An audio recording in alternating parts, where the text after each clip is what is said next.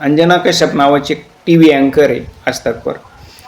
नीट paper फुटल्यानंतर YouTube शिक्षक असतील किंवा देशातून रोष व्यक्त केला गेला आणि याच्याबद्दल सरकारची प्रचंड बदनामी झाली, नाचक्की झाली.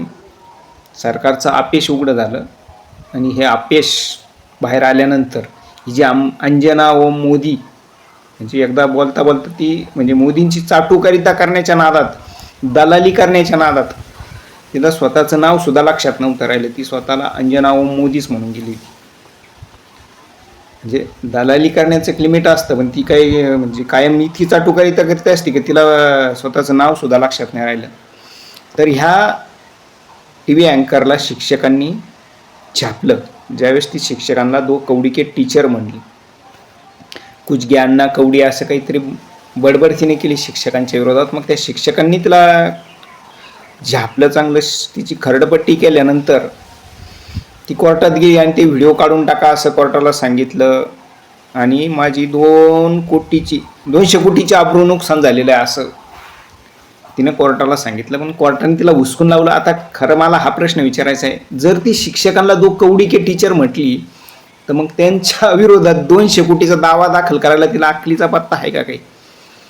तर अशी ही मूर्ख 2 कवडीची TV अँकर आणि शिक्षकांना 2 कवडीचं म्हटली. वास्तविक शिक्षक हे काही 2 कवडीचे नसतात. शिक्षकांचं योगदान हे अमूल्य असतं. शिक्षक हे देशाचं भविष्य घडवित असतात, पिढ्या घडवित असतात. परंतु ह्या अक्कलशून्य बाईने शिक्षकांची अक्कल काढली, 2 कवडीचं ठरवलं त्यांना. सगळ्या शिक्षकांचा हा वास्तविक अपमान आहे. शिक्षकांनी हिच्या विरोधात येऊन हिचा विरोध केला पाहिजे आणि हिला माफी मागायला लावली पाहिजे. आणि शिक्षकांमध्ये जर खरंच सन्मान असेल स्वतःबद्दल तर हिचा विरोध करा. ही अक्कलशून्य बाई हीच खरं तर 2 कवडीची आणि कोर्टात दावा दाखल केला 200 कोटीचा. कोर्टाने हुसकाटून लावलं तिला आणि ते व्हिडिओ पण काढले नाही यूट्यूबवरचे.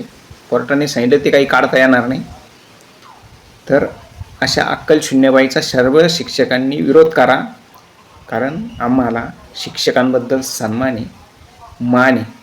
तो मान टिकवण्यासाठी शिक्षकांनी तरी बोललं पाहिजे. शिक्षकांनी बोललंच पाहिजे. शिक्षकांची ती जबाबदारी आहे.